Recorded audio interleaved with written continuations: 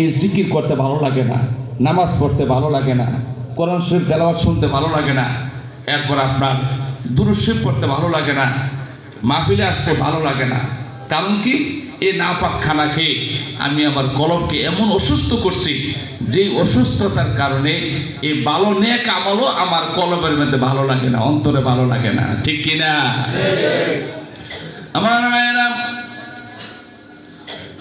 দুনিয়ার চামড়ার বডি চিকিৎসা করা হচ্ছে আপনার সুন্নত, কিন্তু কলব চিকিৎসা করা কিন্তু ফরজ। চামড়ার বডি চিকিৎসা করা সুন্নত, কলব চিকিৎসা করা হচ্ছে আপনার ফরজ। শুধু ফরজে না, ফরজে আইন। এই মাহফিলের মধ্যে কলবের চিকিৎসা করা হয়, কলবের চিকিৎসা দেওয়া হয়, শারীরিক চিকিৎসা দেওয়া হয় না। এখন হিসাব মিলান, দুনিয়ার শরীর যদি অসুস্থ হয়ে যায়, জ্বর হয়ে যায়, ভালো জিনিস মুখে দিলেও তিতা লাগে। ঠিক কিনা বলেন?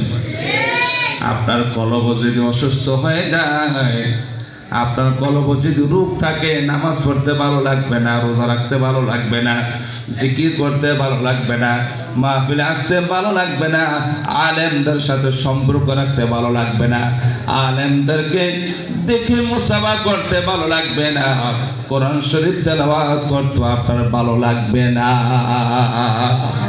তাহলে আর বোঝা গেল আপনার কলব অসুস্থ। আপনার কলব কি? অসুস্থ। আমার ভাইয়েরা, আমার বাবাজিরা, অসুস্থ কলব নিয়ে যদি হাসর ময়দানে যান, অসুস্থ কলব নিয়ে যদি হাসর ময়দানে যান, তাহলে আপনার অবস্থা কীরকম হবে? দুনিয়ার জমিনে আপনি পেঁয়াজের দোকানে যান, ভালো পেঁয়াজটা নিয়ে আপনার ব্যাগের ভিতরে ঢুকান, পচা পেছনে নর্দমার মধ্যে ফেলে দেন। ভালো আলু হইলে আপনার ব্যাগের ভিতরে ঢুকান, পচা আলু হইলে নর্দমার মধ্যে ফেলে দেন। আল্লাহ বলে, বান্দারে, বিচার তো তোর সামনে। পচা পেঁয়াজ নর্দমার মধ্যে ফেলে দাও, পচা আলুটা নর্দমার মধ্যে ফেলে দাও। তুমি যদি পচা কলব নিয়ে আসো, ময়দানে আসো, আমার ফেরেশতারাও তোমাকে জাহান্নামের নর্দমার মধ্যে ফেলে দিবে। 10 লাখ টাকা ঋণ থাকা ভালো ছিল এই বুড়া বুড়ি গড়না থেকে। বুড়া বুড়ির দাম সে কত শোনো যুবক, এই বুড়া বুড়ি মা বাবার দাম সে কত। আজকে একটু বলে যাই, স্বয়ং আল্লাহ বলছেন যে তাদের গালিগালাজ করতে পারবেই না, তাদের গায়ে হাত তুলতে পারবেই না, তাদের সামনে উফ শব্দ তুমি বলতে পারবে না।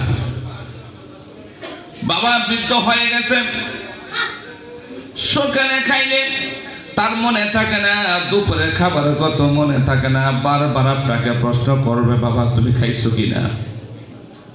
আপনি বলছেন বাবা খাইছি, আবার জিজ্ঞাসা কর বাবা খাইছো কিনা। তার ব্রেন শক্তি কিন্তু কমে গেছে, ব্রেন আর কাজ করে না। এই জন্য বারবার আপনাকে বিরক্ত করবে। আল্লাহ বলেন সাবধান, এই বিরক্ত করার কারণে মা বাবার সব শব্দ বলা যাবে না, কারণ তুমিও একদিন তোমার মা বাবাকে বারবার বিরক্ত করেছিল ছোটবেলায়। আকাশের চাঁদ দেখে তুমি জিজ্ঞাসা করছো, মা এটা কি? এটা চাঁদ। মা এটা কি? চাঁদ। মা এটা কি? চাঁদ। কয়েক হাজার বার তুমি প্রশ্ন করেছো, তোমার মা তোমার বাবা কোনোদিন শব্দ বলে নাই। কয়েক হাজার বার তুমি জিজ্ঞাসা করছো, মা বাবা কিন্তু বিরক্ত হয় নাই।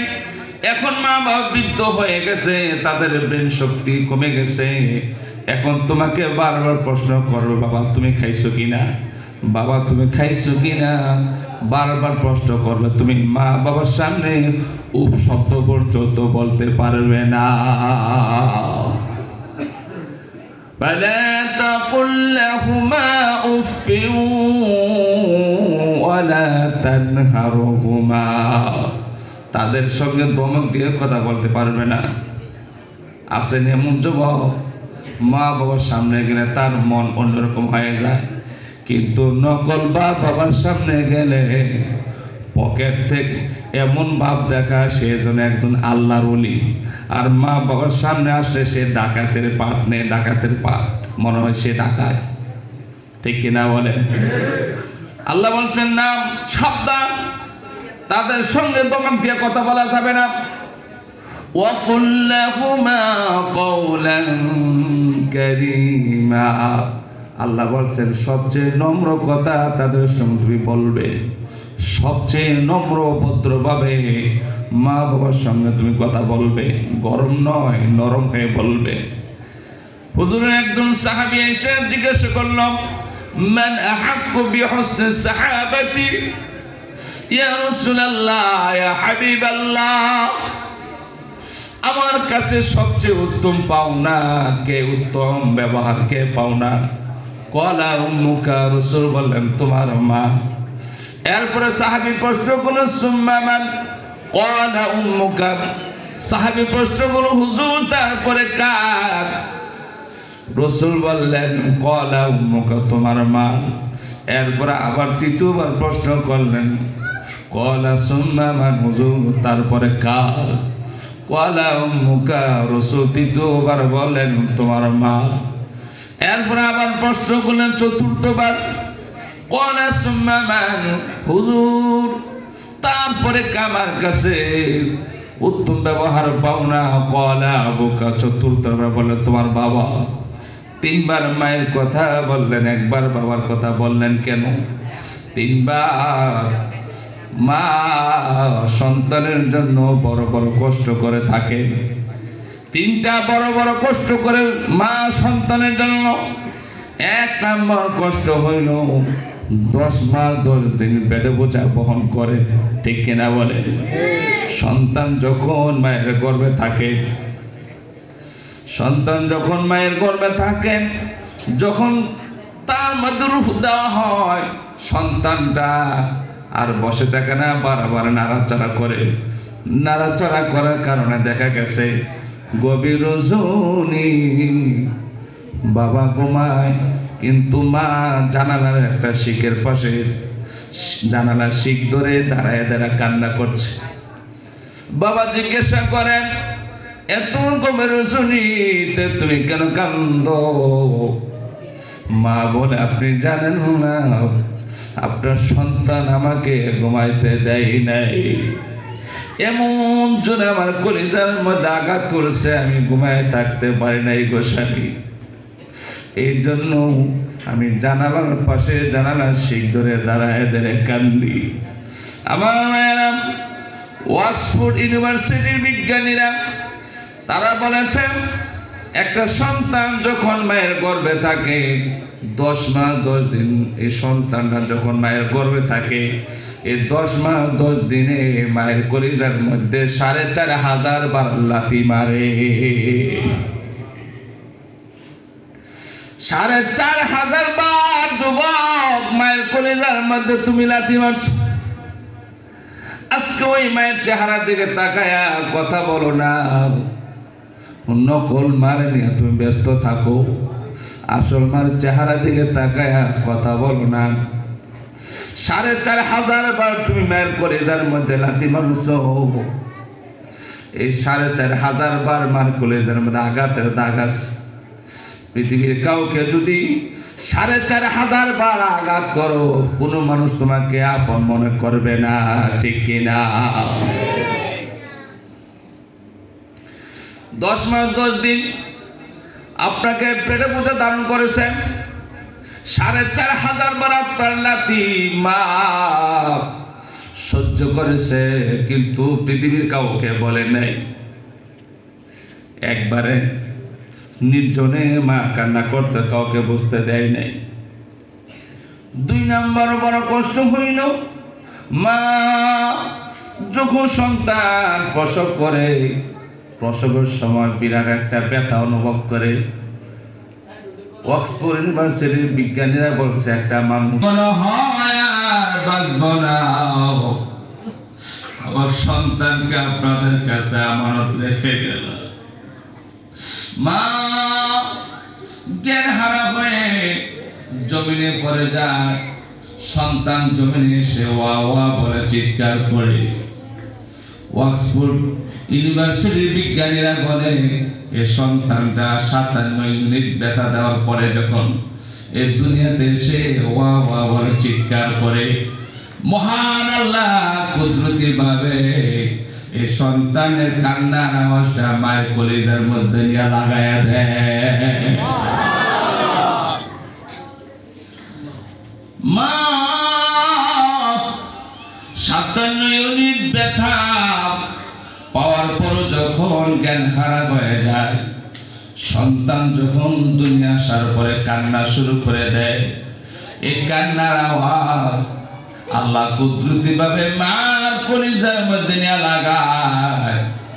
আর আল্লাহ বলে দেয়, ও রহিমা রে, ও কারিমা, চেয়ে দেখ আমি আল্লাহ তোর কোলের মধ্যে পূর্ণিমার চাঁদ দিয়েছি। সন্তানের আওয়াজ মা কলিজার মধ্যে যখন লাগায়া দেয়, আল্লাহ তাআলা কুদরতি ভাবে মায়ের জ্ঞানটা ফিরাইয়া দেয়। মায়ের জ্ঞান ফিরে আসার সঙ্গে সঙ্গে দুইটা হাত বাড়াই দেয়, তোমরা কারা গো, তাড়াতাড়ি আমার সন্তান আমার কোলে দাও, আমার মুখে দাও। চাচি বলে, যদি বলি কি সন্তান প্রসব করতে যাইয়া জ্ঞান হারা হইলা, আবার এই সন্তান বুকে নিতে পাগল হয়ে গেল। মা বলে, তোমরা জানো না আমি আমার সন্তানের দিকে তাকায়া 10 মাস 10 দিনের কষ্ট, প্রসব ব্যথার কষ্ট আমি মা ভুলে গেছি। আমার মায়া আল্লাহ নবী বিশ্বনবী রাহমাতুল্লাহ আলামিনের সামনে হযরত আলী রাদিয়াল্লাহু তাআলা হযরত হাসান হুসাইনকে আদর করতেছে, কপালে চুমু খায়, গালের মধ্যে চুমু খায়। আমার নবী দেখে বলে, আলী রে, আমার সামনে হাসান হুসাইনকে এভাবে আদর করিস না, আমি নবী সইতে পারি না। আমি নবী যেহেতু বাবা দেখি নাই, এইভাবে আদর করলে আমি নবী সইতে পারি না। আল্লাহ নবী বিশ্বনবী রাহমাতুল্লাহ আলামিনের পর যখন 6 বছর মাঠের কিনারে গেছে খেলাধুলার জন্য, অন্যান্য সন্তানেরা সূর্য ডোবার সঙ্গে সঙ্গে যার যার বাবা এসে কোলে করে আদর করে নিয়ে বাড়িতে নিয়ে যায়। নবীজি মনে করছে এখন আমার বাবা আসবে, আমাকে কোলে নিবে, আমাকে আদর করতে করতে বাড়িতে নিয়ে যাবে।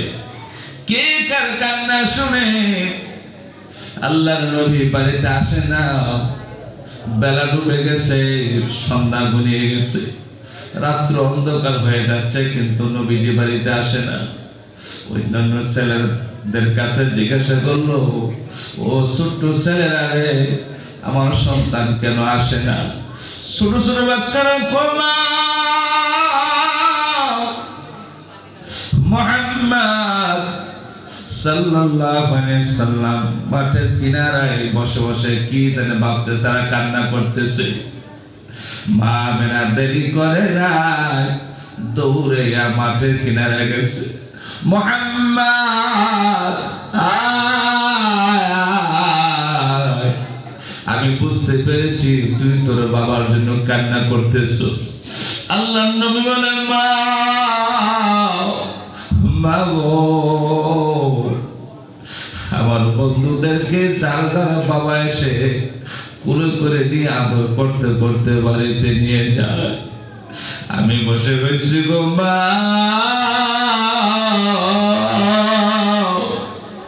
আমার বাবা আসবে, আমাকে কোলে তুলে নিবে, আদর করতে করতে বাড়িতে নিয়ে যাবে গো মা।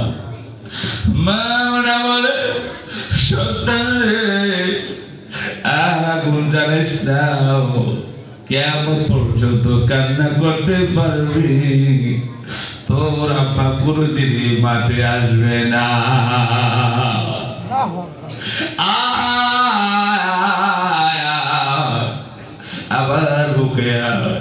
আমি তোর বাবার আদর দিব, আমি তোর মায়ের আদর দিব। বাড়িতে গিয়া হুজুরের দাদা আব্দুল মুত্তালিবের কাছে পারমিশন চায়, শ্বশুর আব্বা গো, আপনার নাতি আপনার ছেলেকে দেখতে চায়, আপনি যদি অনুমতি দেন আপনার নাতিকে তার বাবার খবর জিয়ারত করে আনবো মদিনা থেকে। হুজুরের দাদা আব্দুল মুত্তালিব পারমিশন দিলেন, অনুমতি দিলেন। পরের দিন সকালে আল্লাহর নবী মা আমেনার সাথে ও মা আমেনার দাসী তিনজন রওনা করলেন। মদিনা অনেক দূর থেকে হুজুরের বাবা আব্দুল্লাহর কবর দেখা যায়। মা আমেনা চোখের পানি দিয়া বুক বাসায় দিছে। আল্লাহর নবী বলে, বাবা আপনি কেন কান্না করতেছেন? মা আমেনা বলে, সন্তান রে, ও মুহাম্মদ তুমি কি জানো না কারোর জন্য কান্না করি? ওই যে কবরটা দেখা যায়, এই কবরে তোর বাবা ঘুমায় আছে, আমি দেখবো তুই ডাক দে, তোর ডাকে তোর আব্বাই সারা দেয় কিনা। আল্লাহর নবী বিশ্বনবী রাহমাতুল লিল আলামিন কবরের পাশে যাইয়া ডাকতে বলে, বাবা বাবা গো একবার উঠো, তোমার মুহাম্মদকে একবার কোলে নাও, একবার আদর করো গো বাবা। অনেকক্ষণ পর্যন্ত নবী কান্দে। লেখক লেখেন হয়তো বাবা আব্দুল্লাহ কবর থেকে ডাকতে বলেন, মাবুদ গো আমার কবর ভাঙা দাও, আমি আমার মুহাম্মদকে জনমের মধ্যে একবার কোলে লই। কে স্বীকার কান্না? মা আমেনা ডাকতে বলে, আয় আমার মুখে আয়, কিয়ামত পর্যন্ত ডাকতে পারবি রে মুহাম্মদ, তোর বাবা কোনদিন তোর ডাকে সাড়া দিবে না। আল্লাহর নবী মা আমেনা ও মা আমেনার দাসী সহ জিয়ারত শেষ করে মক্কার দিকে রওনা করলেন। মদিনা থেকে একটু দূরে যাইয়া মা আমেনার জন্মের জায়গাটার নাম হলো আবওয়া নামক জায়গায় মা আমেনার এমন জ্বর উঠে, জ্বর উঠার কারণে চোখে দেখে না। ডাকতে বলে, মুহাম্মদ তুমি কই রে বাবা? আল্লাহর নবী বলে, তোর মা আপনার সামনে। উম্মাইমান দাসের উম্মাইমান রে, তোর কাছে আমার সন্তান উঠাই দিয়ে গেল, মনের আশা মনে রইল পূরণ হইল না।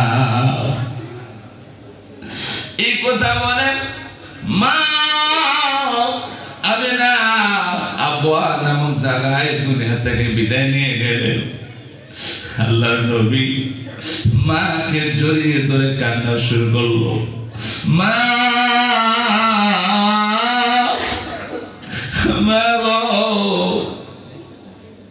আপনি যদি চলে যাও, আমি মক্কায় কার বুকে মাথা রেখে ঘুমাবো গো মা? মা আপনি যদি চলে যাও, মক্কায় কে আমাকে গোসল দিবে গো মা? মা আপনি যদি চলে যাও, কে আমার মুখের মধ্যে লোকমা তুলে দিবে গো মা? মা আপনি যদি চলে যান গো মা, কে আমার মাথার মধ্যে তেল দিবে গো। আল্লাহ নবীর কান্না উম্মে ঈমান দাশার সহ্য করতে পারে না, ডাকতে বলে আর কান্নেন না, আমি আপনার কান্না সহ্য করতে পারি না, আমি ওয়াদা দিলাম আমি আপনাকে কোনদিন কষ্ট দেব না। আমার মেয়েরা হুজুরের মামারা এসে মা আপনাকে দাফনের ব্যবস্থা করলো। আল্লাহর নবীকে যখন কবর শোয়াইল, নবী তো 6 বছরের শিশু, আল্লাহর নবী কবর উপর থেকে লাফ দিয়ে মার বুকে জড়িয়ে ধরে, বাগো কোথায় যান গো মা, আপনি যদি চলে যান আমি কার বুকে মাথা রেখে ঘুমাবো গো মা। এই কথা বলে যখন মা লাশটাকে আল্লাহর নবী জড়িয়ে ধরে হুজুরের মামারা আবার কবরের উপর উঠায়, আর কাঁদিস না, কিয়ামত পর্যন্ত কাঁদবো, তোর মা তোর ডাকে সাড়া দিবে না। উম্মে ঈমান দাসী আল্লাহর নবী মক্কা রওনা করলেন। হুজুরের দাদা আব্দুল মুত্তালিব থেকে জানে মা মনে আছে মারা গেছে। হুজুরের দাদা আব্দুল মুত্তালিব হাত বাড়ায় দিছে, আয় মুহাম্মদ আয় আমার বুকে আয়, আমি তোর বাবার আদর দিব, আমি তোর মায়ের আদর দিব। আল্লাহর নবী দাদাকে জোরে ধরে বলে, দাদা গো কেন মাকে মদিনায় যাইতে পারমিশন দিলে? বাবার কবর জিয়ারত করতে যাইয়া গো মা হারাইলা। আমার মায়েরা আল্লাহর নবী বিশ্ব নবী রাহমাতুল্লিল আলামিনের কাছে একজন সাহাবী এসে বলল, হুজুর আমার মা বাবার আমার কাছে কতটুকু সম্মান পাওনা, আমার মা আমার জন্য কি দিক নিদর্শন বলেন? আল্লাহর নবী বলেন, হুমা জান্নাতুকা হুমা নারুকা। উম্মত তোমার মা বাবা তোমার জন্য জান্নাত, তোমার মা বাবা তোমার জন্য জাহান্নাম। আমার মেয়েরা আল্লাহর নবী বিশ্ব নবী রাহমাতুল্লিল